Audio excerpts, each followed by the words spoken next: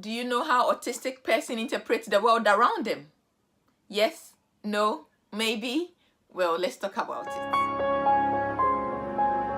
Hello, beautiful people. Welcome to Inspirational channel with Evelyn, and in today's video, we'll be talking about autism spectrum disorder. Please, if you are new here, don't forget to subscribe and press the bell so that when we upload, you'll be the first to know. And if you are old subscriber, thank you, God bless you, and welcome to your house again. Autism is a neurological condition that affects the way a person experiences and interacts with the world. In Matthew chapter 22 verse 39, Jesus commanded us to love our neighbor as ourselves. Our neighbor is not only the person in our family or our next door neighbor, but all the people we meet at work, at church, at school, in the bus, on the plane, or even outside. So please don't be in a hurry to go. Stick with us to get more knowledge about autism. Autism spectrum disorder affects individuals in different ways and can range from mild to severe. Autism spectrum disorder is the name for a range of similar conditions, including Asperger syndrome, which affects a person's social interaction, interest, and behavior. People with autism have difficulty in three main areas, and these include communication, imagination, and social interaction. So let's be more practical in this one. When we talk about imagination, they have limited range of imagination. For example, if you give them toys to play with, like Legos to build up, instead of building something or creating something, most of them will arrange the toys or the Lego into colors instead of maybe building something with it. So they have limited imagination and they don't think of the consequences of their actions. They just take things as it is. You can't have figure of speech with them. You can't have sarcasm with them. So for example, if they are late for work and you go like, what time is it? They will think you are asking them what is the time, not like you trying to tell them that they are late. So there is no need using figure of speech with them because they take every word you say as it comes out. Because they have limited imagination, they prefer structured routines. They prefer to do the same thing over and over. So for example, if they take a bus at a particular bus stop and that bus stop is closed, it will be hard for them to imagine or think that the next bus stop may be open so they can go there. So we have to help and explain to them that the next bus stop will be available for them, and even that it means that all the time they will prefer to go to the next bus stop to take the bus. Because they have limited imagination, some of them have poor learning generation. That's why they prefer routines and rituals so that they'll be able to cope with the world around them.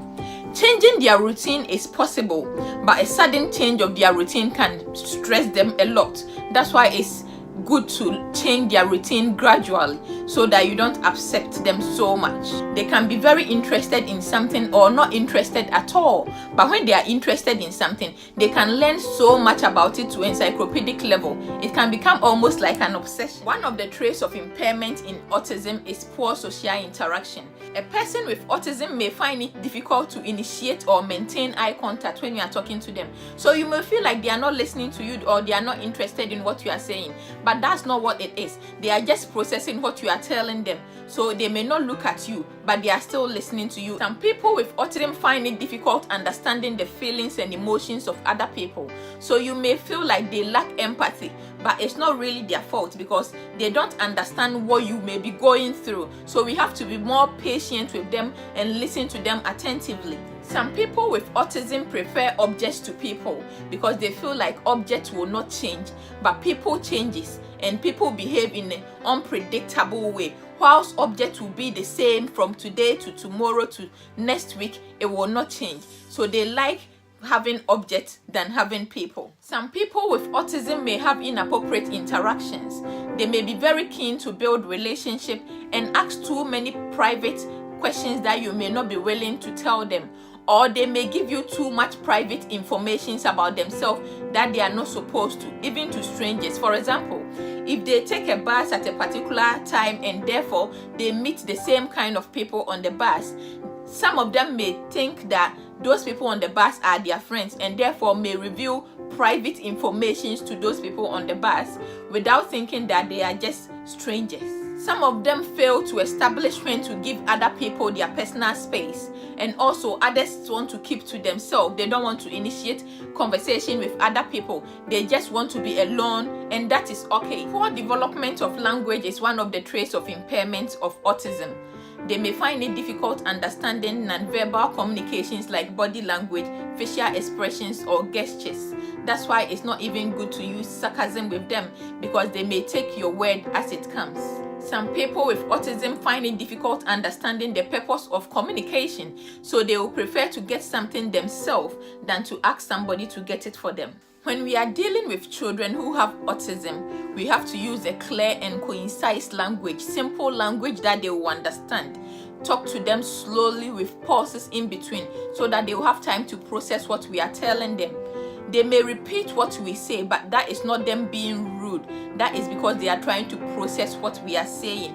We have to be more patient, loving, and caring. We can back our sayings with small gestures that they will understand, so that it will be simple. We have to also keep background noises to a minimum, so that they will not get confused with what we are saying.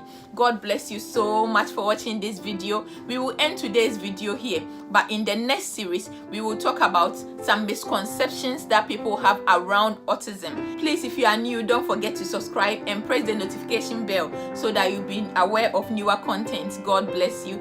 Please don't forget to press the thumbs up, share the video, and also give us your comments down below. If you have dealt with any autistic person before, how you've helped them. If you have any relative who is autistic, how do you deal with them? Give us your comments in the comment section. God bless you.